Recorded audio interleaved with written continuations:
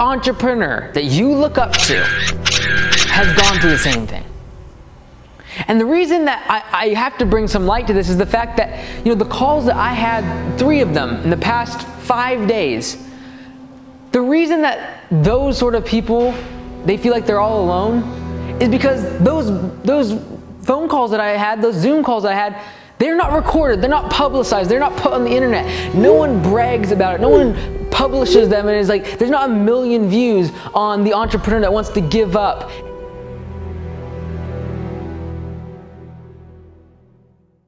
And today we're going to be talking about 2 different things. The first one is really a motivation for you to keep going. We're in the middle of the year, you might be down, discouraged. I'm going to tell you what a lot of people you respect aren't telling you, and I think it'll help you get through this hard time. Now, I'm talking about this because I've had 3 phone calls or Zoom calls in the past week with entrepreneurs that want to give up. And I occasionally have these, but they hit a little bit closer to home, these ones, because they're people that I know a little bit closer. And so I want to talk about this because it's something that I feel like we've talked about before, but is important if you are in this case, if you're in this scenario where you feel like giving up. And you're just like, you know what? I don't know if I'm cut out for this business ownership thing. I feel like I'm always stressed. I feel like I can't manage people. I feel like it's going to get worse as the business grows. I don't feel like I can get enough leads for my customers, like enough customers coming in, new customers. I can't grow this fast enough.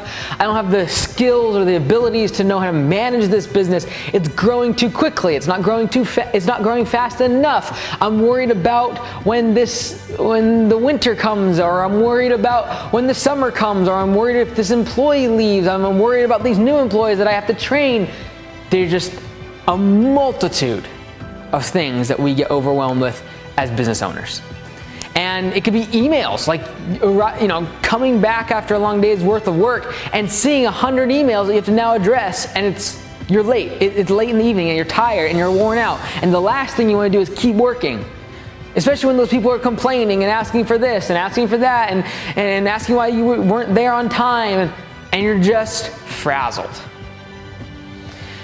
And what I want to talk about today is not so much the tactical, how you should deal with that. I talked about a couple weeks ago about how to deal with burnout, some of the things, tactical things to deal with it. But what I want to talk about today is the fact that, guess what? Every entrepreneur that you look up to has gone through the same thing.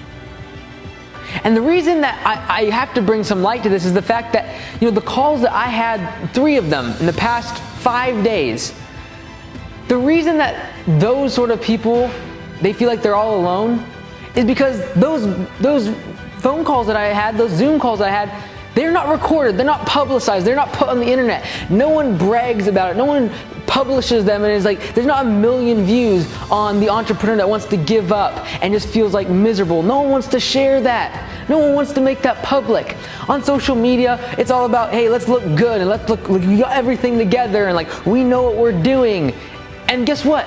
Every entrepreneur you look up to, including myself or Gary Vee or Grant Cardone, whoever you look up to as a great entrepreneur, I don't care who it is, what brand, whatever founder of that business started, there was a point in time, there was a moment, there was a night when they couldn't sleep, there was a payroll they could not meet. Oh, it was almost poetic. But like, all of us have been there. And guess what? Like, I said this to one of the people who I talked to this past week. I said, look, if I made a video or made even an audio note at 2:30, 3 a.m. in the morning when I was low and discouraged and didn't feel like continuing on, I told him, I said, be very honest, you get a lot of viewers would be really nervous. And my franchisees at Augusta Lawn Care, they'd probably be like, oh my goodness, is he gonna quit? Like, there'd probably be like a little bit of uncertainty. Guess what? We all go through times like that where we second guess ourselves and we get anxious over the future and we don't know if we're gonna be able to make it. We don't know if financially we can take the stress. We've all been there. We just don't share it all the time. I guarantee you Jeff Bezos, who is now the richest person in the world and has more money than every single one of us combined listening to this video, I'm sure there was a moment in time when he was building Amazon in a little office and a bunch of them on the ground packing in books that he didn't think it was going to work out.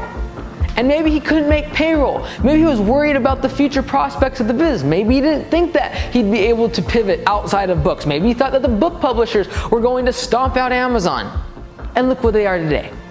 But of course, everyone sees, if you Google Jeff Bezos, the only thing you're gonna see is all the wealth and all the things he's doing, and you're gonna see all the fancy lifestyle, and you're gonna see the keynotes that he makes in front of thousands of people, and everyone's cheering, and he's telling the great stories of how it all happened, and it sounds so amazing.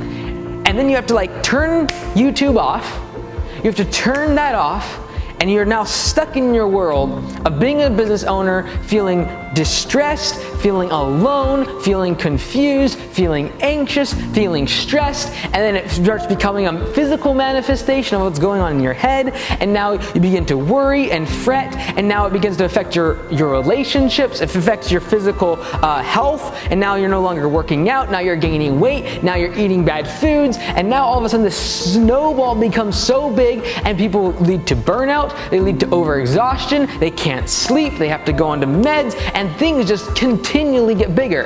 And then it affects their relationships, and it affects their health, and then it affects their children, and then it affects the business, then it affects their employees. Well, guess what? Now the business is being affected, and all the things that they were worried about actually start happening, and they begin to, it's just a massive snowball.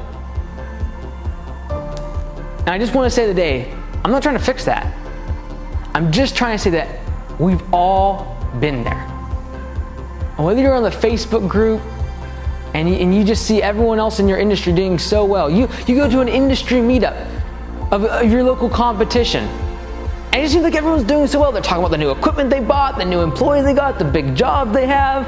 They're talking about their weekend, and it just seems like everything's going so well for everyone else, and you're stuck in your world and in your small business, and you begin to question your abilities and whether or not you're cut out to be an entrepreneur and whether you're cut out to be self-employed, and all of a sudden it seems really, really nice to get that 9-to-5 job, to go back to working for the boss, and all the motivation and the desire that you had when you first started your business is wiped out completely. And I'm not here to fix that today. I'm just saying everyone you look up to now that seems so successful has been there. Every single one of them. You name any great entrepreneur, I guarantee you there's a moment in time when they couldn't sleep, when they couldn't make payroll, when they were taking loans from family and friends to make ends meet. And if you're in that situation now, don't give up.